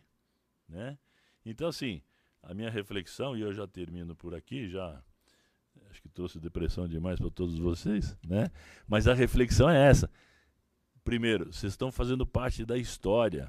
E depende de vocês levar isso para adiante, levar isso em frente, estudar, pesquisar, atuar, né, nesses assuntos de direito internacional. Tá? A gente tentar mudar o panorama atual e trazer efetividade para as cortes internacionais e para os órgãos internacionais. Na época do Iraque, só para terminar, na época dos Estados Unidos e Iraque, vou invadir, não sei o que lá, Conselho de Segurança da ONU, e a ONU nada, a ONU falou assim, essa ONU não serve para nada, eu vou invadir, pronto, acabou. E invadiu, não deu bola para a ONU. E a ONU falou assim, não, os Estados Unidos vai falar, não quero saber, e olha, sai aqui de Nova York, vocês estão atrapalhando aqui esse prédio de Nova York, vai para outro lugar. Né? E os Estados Unidos falaram assim, olha, a ONU não me interessa. Então, olha só, a arrogância do poderoso. Né? Chega a esse ponto. E não é nenhuma crítica, assim. É uma crítica aos Estados Unidos. Os Estados Unidos têm muitas qualidades também. Mas veja bem, no momento do exercício do poder, eu quero exercer meu poder e acabou. Não quero nenhum entrave a isso. O Conselho de Segurança tá. Não, eu passo por cima. Né? Se eu tenho o poder de passar por cima. E alguns países têm. Né? Alguns países fazem essa demonstração de poder. Né? Então, muito além de outros países. E só para terminar, vou deixar aqui uma dúvida para vocês cruel. Nós estamos falando de países, que bonito, e direito internacional, mas eu vi outro dia um vídeo, um filósofo falando o seguinte, que houve uma revolução desde os anos 90 para cá, silenciosa, que nós não estamos prestando atenção, que é das transnacionais. Hoje nós temos aí de 30 a 50 empresas, vamos arredondar 50 empresas, cujo faturamento, ou seja, poder econômico, dinheiro, bala na agulha, mais poderosa do que 150 países. Elas derrubam o governo, elas colocam o governante que elas querem, elas mandam. Vocês viram aí, 15 dias atrás, aí, todos os bancos deu um apagão? porque o cara lá na Microsoft se foi passar o aspirador, chutou o cabo, desligou, caiu a rede mundial aí, os bancos não funcionaram. Agora, não, porque foi um vírus. Agora imagina se está acontecendo alguma coisa, o cara lá da Microsoft ou de qualquer outra dessas empresas gigantes fala assim, o que é? Está acontecendo isso? Não estou gostando. O cara determina uma solução. Aí nós estamos preocupados quem vai ser o próximo presidente do Brasil, o próximo presidente dos Estados Unidos, e é daqui e dali. Que isso? Eu quero saber quem vai ser o próximo CEO da empresa X, Y e Z. Esses caras que estão mandando no mundo. Nós estamos aqui falando, discutindo de poder político, geopolítica, poder militar. Você tem empresas mercenárias. Eu tive uma aluna que fez doutorado sobre empresa mercenária. A própria lá na invasão da Rússia da Ucrânia, como é que chama? Wagner, né? E o cara do Wagner morreu lá, né? Inexplicavelmente, né? Você tem forças aí que estão atuando que nós nem fazemos ideia, né? Então fica aí essa sementinha para vocês não dormirem essa noite. Muito obrigado a todos.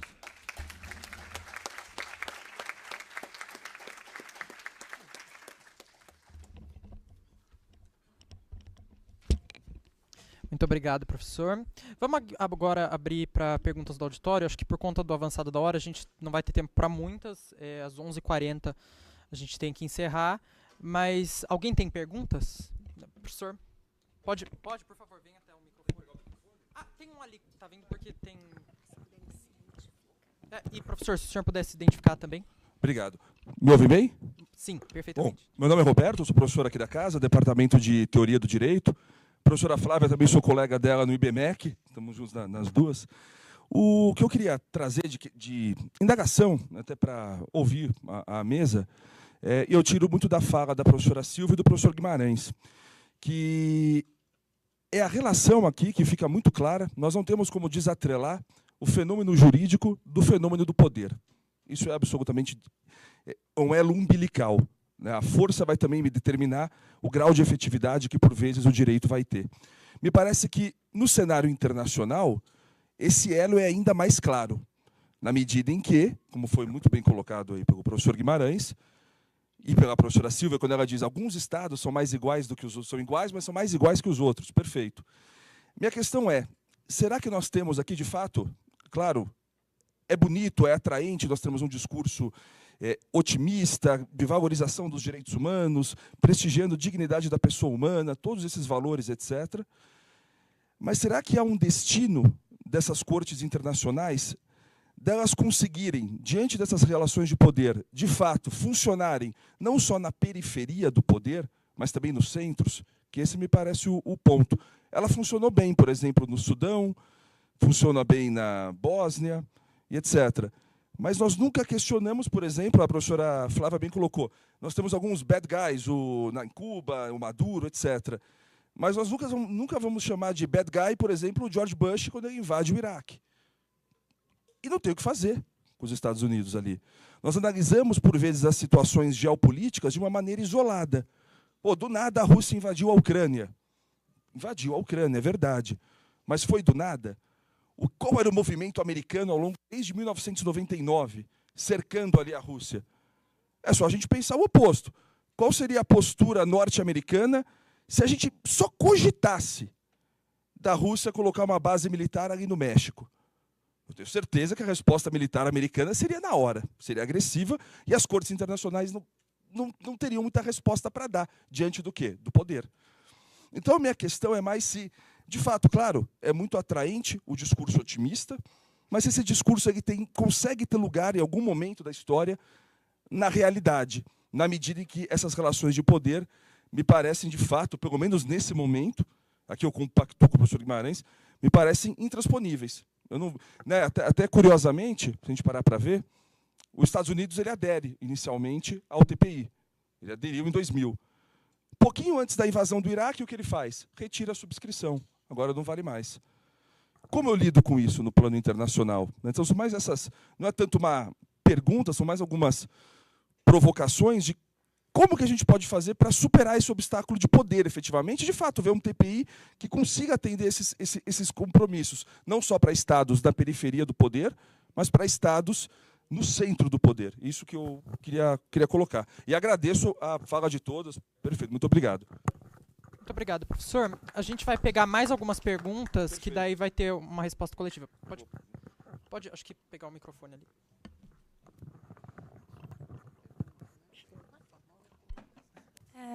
Bom dia, eu me chamo Rania, sou estudante de Relações Internacionais. E em Relações Internacionais a gente fala muito sobre a anarquia, né? A gente fala que o sistema internacional ele é anárquico. Então, eu estudo um pouco sobre a Corte Internacional de Justiça e a gente vê no nosso grupo de estudos que ela tem um caráter mais recomendatório do que mandatório de fato. Então, minha pergunta é até que ponto a gente deve priorizar a anarquia internacional dentro do sistema internacional em detrimento do não cumprimento dos direitos humanos, do ferimento dos direitos humanos em certos estados, como os professores bem falaram, né, no Sudão, Ucrânia, Israel, o conflito agora entre Israel e Palestina.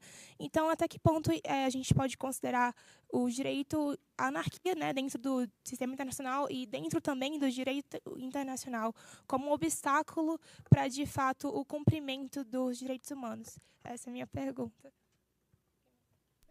Tem mais alguma pergunta?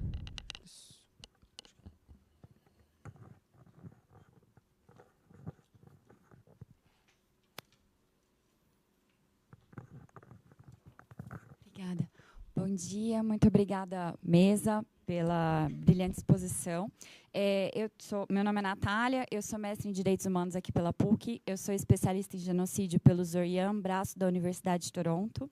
Tive a honra de ter a professora Flávia na minha banca de defesa do mestrado. E a minha pergunta é no seguinte sentido. Eu tenho observado um uso político muito grande do termo genocídio, não exatamente para classificar o crime ou não, mas mais para esvaziar o sentido da palavra. E tendo em vista, né, essas recentes movimentações, principalmente na Corte Internacional de Justiça, né, essas novas demandas em cima da Convenção sobre Genocídio, há uma nova movimentação de crimes no TPI. E eu gostaria de ouvir da mesa se esse uso político, né, e esse medo que a maioria dos doutrinadores e muitos estudiosos estão em usar a terminologia genocídio e, por vezes, denominar como limpeza étnica, se ela tem uma influência nesses novos possíveis casos e se, de repente, pode haver um esvaziamento da corte nesse sentido. Então, bom, vou abrir a palavra para as respostas da mesa. Se não tiver mais nenhuma pergunta... Pode passar aqui, tem mais uma pergunta, acho que ali.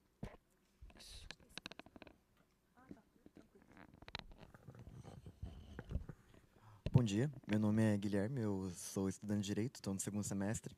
E, primeiramente, eu gostaria de agradecer a palestra, achei brilhante, muito interessante, despertou muitas dúvidas. Eu, desde a primeira vez que eu entrei aqui na PUC, e prestando vestibular e tal, para entrar em Direito, eu, na verdade, estava flertando com a ideia de fazer Relações Internacionais, e meu pai estava até me convencendo a fazer Direito e ir para o Internacional também. Enfim, ainda bem que eu estou aqui. A minha pergunta ela é justamente sobre um caso pontual, sobre talvez a atuação da Corte de Direito Internacional, do TPI, sobre, por exemplo, o caso do Apartheid na África do Sul, se é relevante para a Corte Internacional de Direito, se é relevante para o Tribunal Penal Internacional. E também gostaria de ouvir sobre uma resposta nesse sentido da mesa. É isso. Muito obrigado. Bom, então vamos, se não tiver mais nenhuma pergunta, vamos passar para as respostas na ordem começar. Então, passar para a professora Silvia. Muito obrigada, Henrique.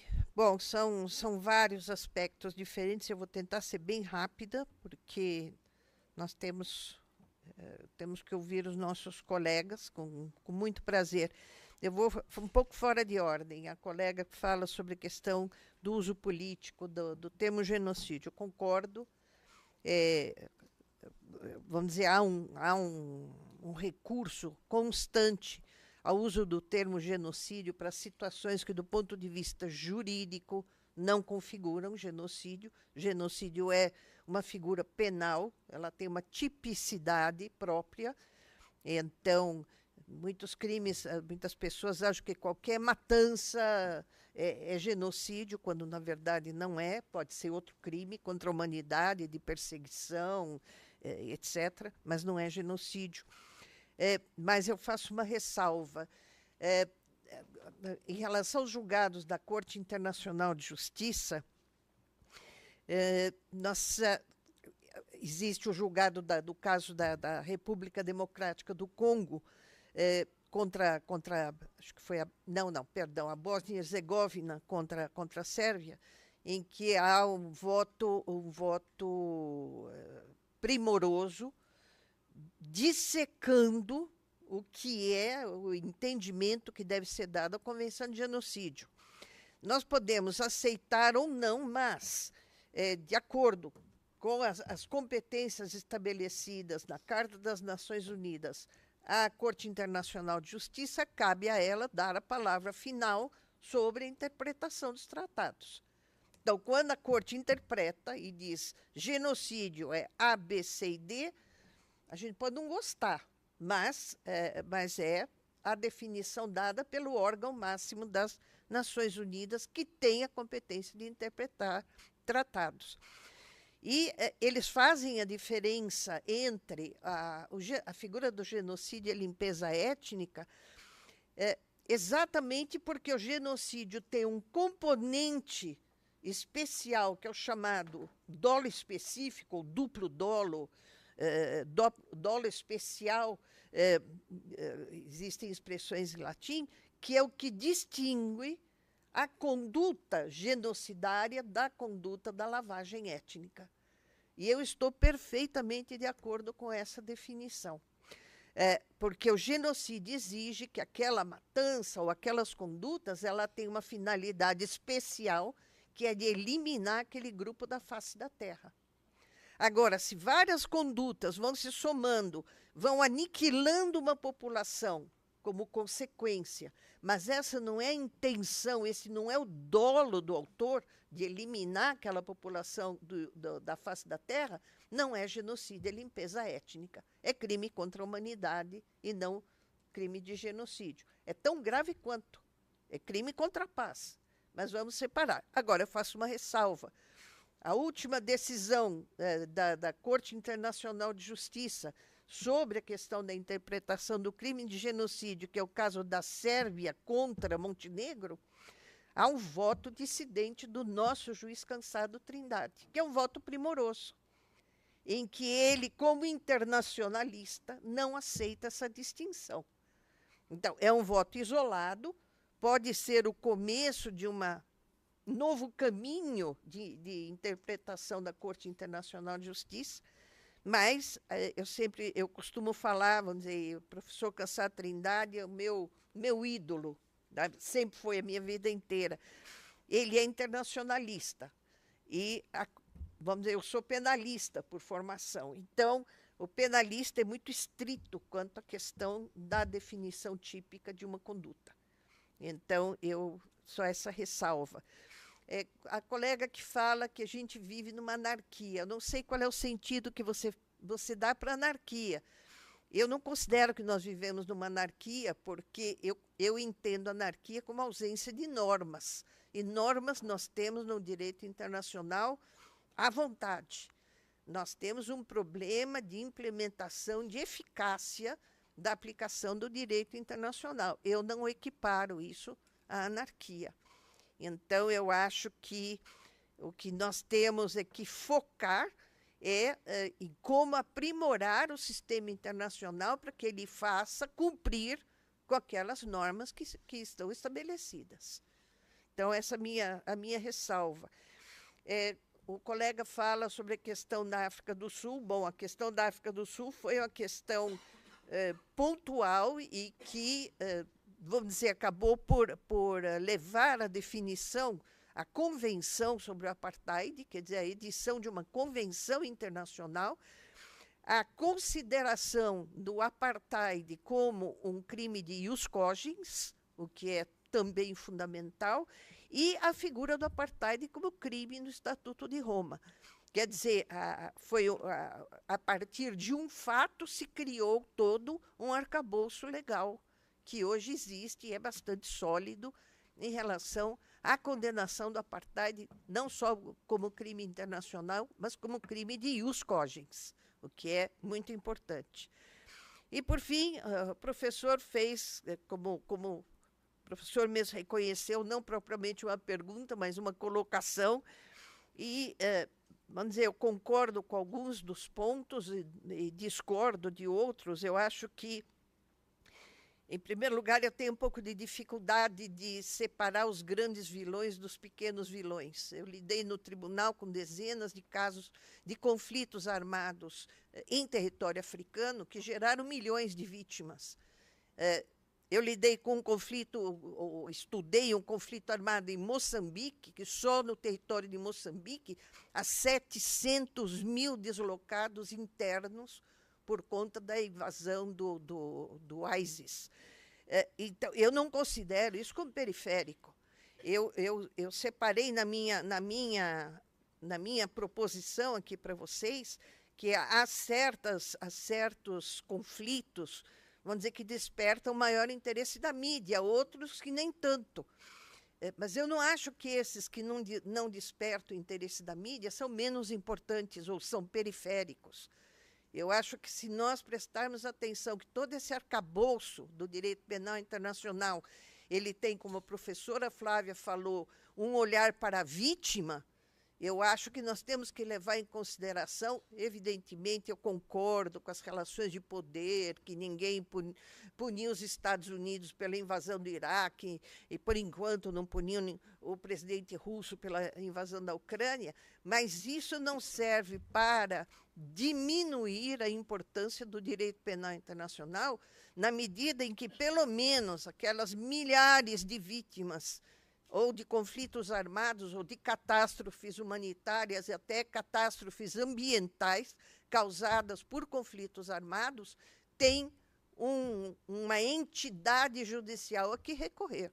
Eu acho isso um avanço importante. Então, não é um otimismo, como eu falei, ingênuo. Falar, mas se não pune os Estados Unidos, então não serve para nada o tribunal. Eu não comungo dessa ideia. Eu acho que o ideal vai ser, sim, o dia que todos os estados forem iguais e que se poderá, portanto, punir os Estados Unidos, a Rússia, a China, quem seja. Mas, enquanto nós não chegamos nessa ideia de jurisdição universal, o fato de o direito penal internacional estar caminhando é de extrema importância.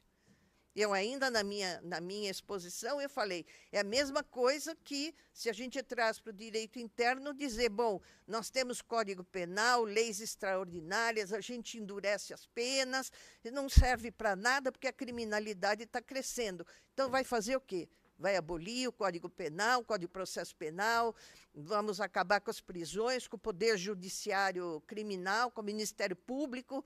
Por quê? Porque não serve para nada, porque os índices criminais só aumentam. Então, é nesse sentido que eu acho que nós temos que reconhecer a importância de um sistema que, ainda que imperfeito, ainda que falho, é fundamental para que não caiamos na anarquia que se referiu o colega. Obrigada.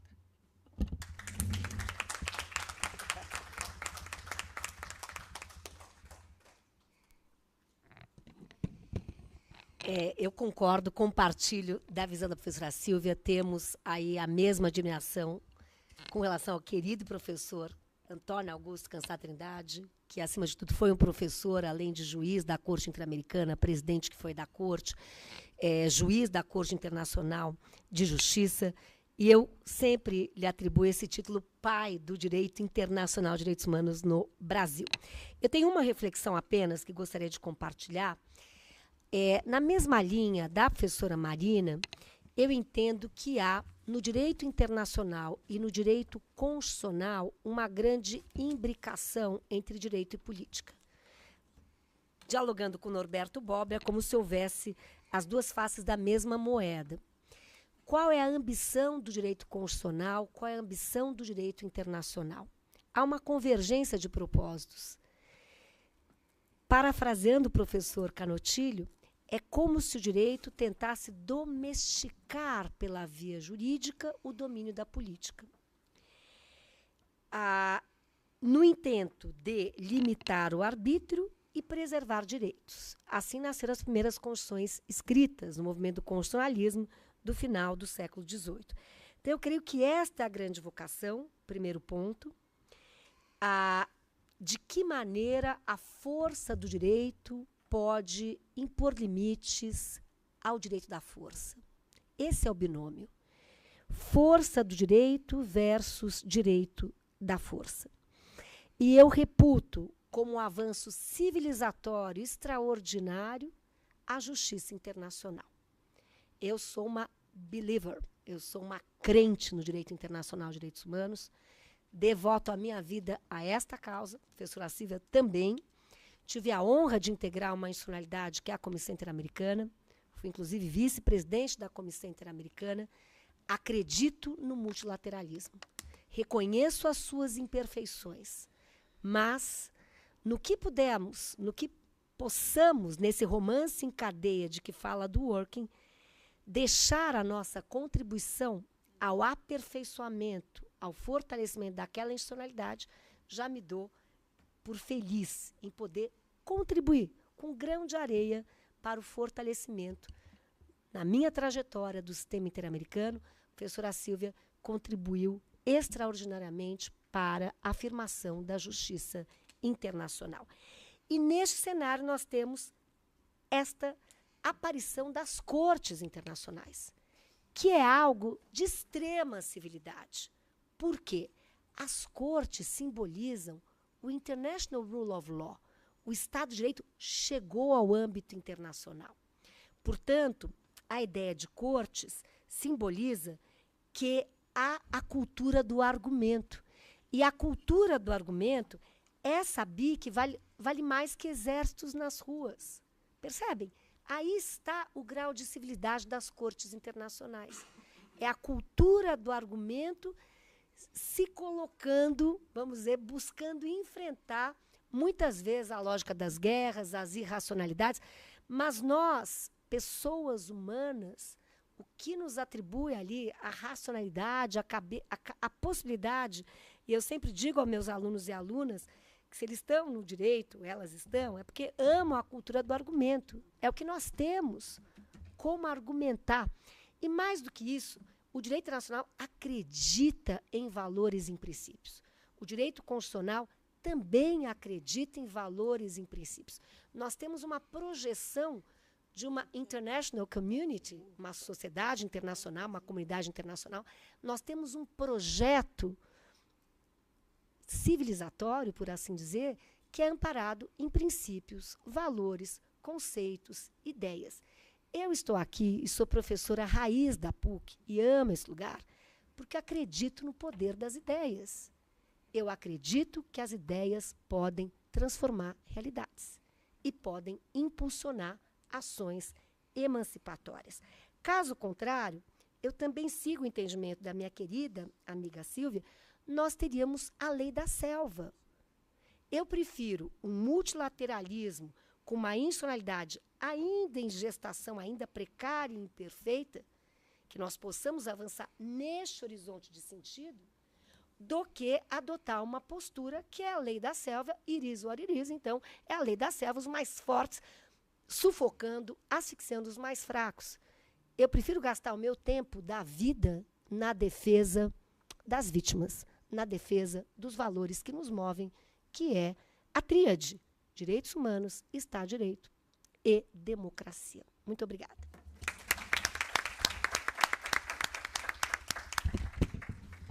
Antes de encerrar, só a professora Silvia pediu para fazer um pequeno comentário. Não, era em relação ao que acaba de falar a professora Flávia. Só para lembrar, vocês são muito jovens, quando, ao final da Segunda Guerra, discutiu-se a criação do Tribunal de Nuremberg, a maior parte dos países foi contra. E foi contra por quê? Porque a prática aceita na comunidade das nações até então era a do fuzilamento do inimigo. Final da guerra, os líderes do exército inimigo eram fuzilados. Então, para demonstrar que a criação de um tribunal internacional realmente funcionou como um avanço, um marco civilizatório, para usar as palavras da professora Flávia. Muito obrigado, professora. Então, com essa fala, a gente já encerra essa palestra de hoje. Muito obrigado a todos.